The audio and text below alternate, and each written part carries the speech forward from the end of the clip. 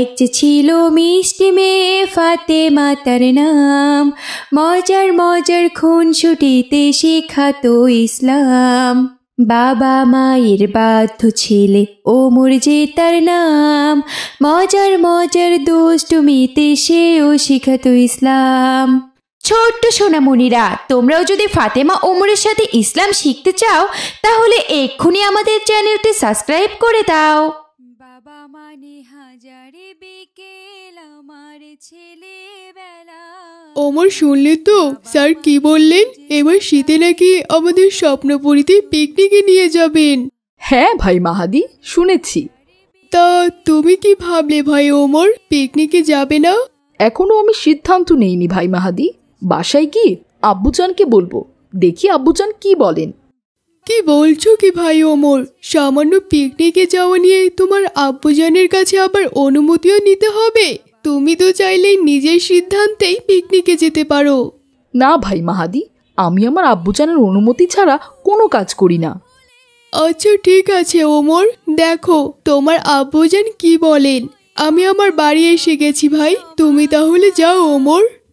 জীবনের টানা পড়েন কিছুই না জানি, আমার গানের স্বরলিপি তোমার মাঝে খুঁজি, বাবার কাছে হই না। আসসালামু আলাইকুম আম্মি জান। ওয়ালাইকুম আসসালাম বাবা ওমর, এসে গেছো তুমি? জি আম্মি জান। আব্বুজান কি অফিস থেকে বাড়ি এসেছেন? হ্যাঁ বাবা ওমর, একটু আগেই তোমার আব্বুজান অফিস থেকে এসেছেন। উনি নাস্তার টেবিলে নাস্তা খাচ্ছেন। চাও বাবা ওমর, তুমিও হাত মুখ ধুয়ে এসো, আমি তোমাকেও নাস্তা দিচ্ছি। সোনামণি, বাবা মানে অনেক চাওয়া। আসসালামু আলাইকুম আব্বুজান। ওয়ালাইকুম আসসালাম বাবা ওমর, এসে গেছো তুমি? এসো বাবা, একসাথে নাস্তা করে নি। আব্বুজান, আমাদের স্কুল থেকে সিদ্ধান্ত নিয়েছেন এবার স্বপ্নপুরীতে পিকনিকে যাবে। আমি কি করব আব্বুজান? আমি কি পিকনিকে যাব? বাবা ওমর, তুমি সত্যি খুব ভালো ছেলে। সবকিছু আমার অনুমতি নিয়েই করো। পিকনিকে যাবে, বন্ধুদের সাথে মজা করবে, এতে আমার অনুমতি নেওয়ার কি আছে বাবা? তোমার ভালো লাগলে তুমি অবশ্যই যাবে। আচ্ছা ঠিক আছে আব্বুজান। আব্বুজান, স্কুল থেকে বাড়ি ফেরার সময় একটি বিষয় লক্ষ্য করলাম। কি বিষয় বাবা ওমর? দেখলাম রাস্তা দিয়ে এক বুড়িমা হেঁটে যাচ্ছেন। বুড়িমা এই কনকনে শীতে ঠক ঠক করে কাঁপছেন। বুড়িমার অবস্থা দেখে আমার খুব খারাপ লাগলো আব্বুজান। হ্যাঁ ওমর, শীত সবার জন্য আশীর্বাদ নয়। আমরা ধনীরা যেমন শীতের সময় ভালো পোশাক পরে ঘুরে বেড়াই, পিকনিক করি, ঘুরতে যাই, কিন্তু গরিব মানুষদের শীতের সময় খুব কষ্ট হয় বাবা। ওরা রাতের বেলায় গরম কাপড়ের অভাবে বেশ কষ্ট করে। তাই আমাদের মতো ধনীদের উচিত ওই সকল মানুষদেরকে গরম কাপড় দিয়ে সাহায্য করা। তা বাবা ওমর, তোমার পিকনিকের জন্য কত টাকা চাঁদা ধরেছে? 500 টাকা আব্বুজান। আচ্ছা ঠিক আছে, এই নাও তোমার চাঁদার টাকা। কাল স্কুলে গিয়ে স্যারকে দিয়ে আসবে। শুক্রিয়া আব্বুজান, শুক্রিয়া। বাবা মানে রোজ সকালে পুতুল পুতুল খেলা, বাবা মানে হাজারে বিকেল আমার ছেলেবেলা, বাবা মানে রোজ সকালে পুতুল। আসসালামু আলাইকুম বুড়িমা। ওয়ালাইকুম আসসালাম দাদু ভাই। বুড়িমা, আমি কাল আপনাকে লক্ষ্য করেছি। এই রাস্তা দিয়ে আপনি ঠক ঠক করে কাঁপতে কাঁপতে কোথায় যেন যাচ্ছিলেন। আজও কাঁপতে কাঁপতে যাচ্ছেন। আপনার তো খুব কষ্ট হচ্ছে বুড়িমা। আপনার কি কোনো গরম কাপড় নেই? না দাদু ভাই, আমি খুব গরিব, টাকা পয়সা নেই। সারাদিন মানুষের কাছে চেয়ে যেই টাকা পাই তা দিয়ে কোনো রকম খাবার কিনতে পারি। গরম কাপড় কোত্থেকে কিনবো দাদু ভাই? বুড়িমার এমন কথা শুনে ওমরের খুব মায়া হলো। তাই সে সিদ্ধান্ত নিল এই বছর সে আর পিকনিকেই যাবে না। তার পিকনিকে চাঁদার টাকা বের করে বুড়িমার হাতে দিয়ে বলল, বুড়িমা, এই টাকাটা আপনি রাখুন। এখানে 500 টাকা আছে। আশা করি এই 500 টাকা দিয়ে আপনি একটি গরম কাপড় কিনে নিতে পারবেন। ধন্যবাদ দাদু ভাই, তোমাকে অনেক ধন্যবাদ। এই শীতের সময় তুমি এই বুড়িমার অনেক বড় উপকার করলে। দোয়া করি দাদু ভাই তুমি অনেক বড় হও। আচ্ছা ঠিক আছে বুড়িমা, আমি তাহলে এখন আসি। আমার স্কুলের দেরি হয়ে যাচ্ছে। আসসালামু আলাইকুম বুড়িমা। ওয়ালাইকুম আসসালাম দাদু ভাই। শূন্য পূর্ণতা, বাবা মানে অনেক পূর্ণতা।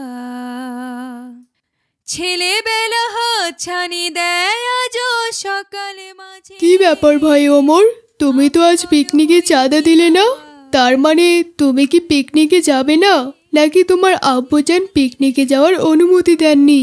ভাই মাহাদি, আমার আব্বুজান আমাকে পিকনিকে যাওয়ার অনুমতি দিয়েছেন এবং পিকনিকে চাঁদার টাকাটাও দিয়েছিলেন, কিন্তু আজ আমি স্কুলে আসার পথে দেখি একজন বৃদ্ধ বুড়িমা ঠান্ডায় ঠক ঠক করে কাঁপছিল। তার শরীরে কোনো গরম কাপড় ছিল না। বুড়িমার ওই অবস্থা দেখে আমার ভীষণ কষ্ট হচ্ছিল, তাই আমি আমার পিকনিকে চাঁদার টাকা সেই বুড়িমাকে দিয়ে দিয়েছি একটা গরম কাপড় কিনে নেওয়ার জন্য। হায় হায়, এ কি করেছো ভাই ওমর, কাজটা তুমি একদম ঠিক করনি। তুমি জানো না ওমর, ওইসব কিছু ভিখারিদের নাটক, শুধু টাকা নেওয়ার ফন্দি। গরম কাপড় না পরে রাস্তায় এসে ঠক ঠক করে কাঁপাকাঁপি করে, যাতে কেউ মায়া করে ওদের বেশি বেশি টাকা দেয়। তুমি সত্যি ওই চালাক বুড়ির ফাঁদে পড়েছিলে ভাই। তুমি এবছর পিকনিকে না গিয়ে খুব মিস করবে ওমর, আমরা সবাই অনেক মজা করব। আমি জানি না ভাই মাহাদি বুড়িমার ওসব নাটক ছিল কিনা, কিন্তু আমি দেখেছি উনি খুব কষ্ট পাচ্ছিলেন। নাটক হোক আর যাই হোক, আমি তো একজন মানুষকে সাহায্য করেছি। আল্লাহ তাআলা আমার এই সাহায্যের জন্য নিশ্চয়ই খুশি হবেন। সত্যি ভাই ওমর, তুমি এখনো বোকাই থেকে গেলে, তোমার দ্বারা আসলে কিচ্ছু হবে না। ঠিক আছে ভাই ওমর, তাহলে এবছর তোমার সাথে আর পিকনিকে যাওয়া হলো না।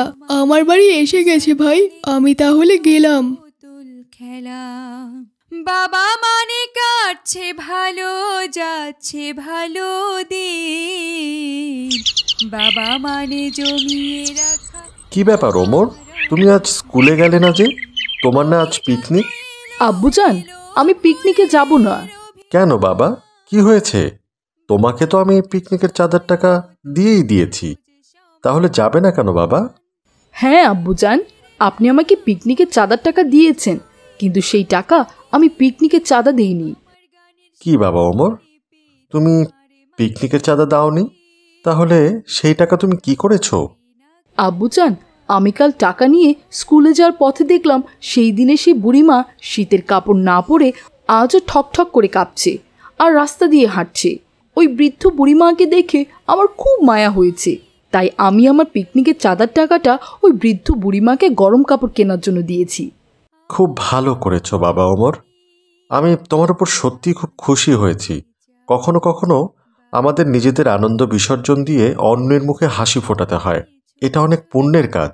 আমি তোমার উপর অনেক খুশি হয়েছি বাবা, তুমি সত্যি খুব ভালো একটা কাজ করেছো।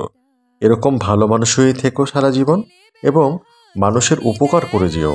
সকালে মাঝে আমি বড় হইনি বাবা, আজও তোমার। কি ব্যাপার, আজ দেখছি বাবা ছেলেকে খুব খুশি খুশি লাগছে। হ্যাঁ আয়েশা, আমাদের ছেলে সত্যি অনেক বড় হয়ে গেছে। সে এখন ভালো মন্দ বুঝতে শিখছে এবং মানুষের উপকার করছে। তাই নাকি বাবা ওমর, শুনে খুব ভালো লাগলো। আমাকে ছাড়া তোমরা একাই মজা করছো? কি যে বলে না আমার মাটা। না মা, আমরা মজা করছি না, তুমি চলে এসেছো, এখন আমরা মজা করব।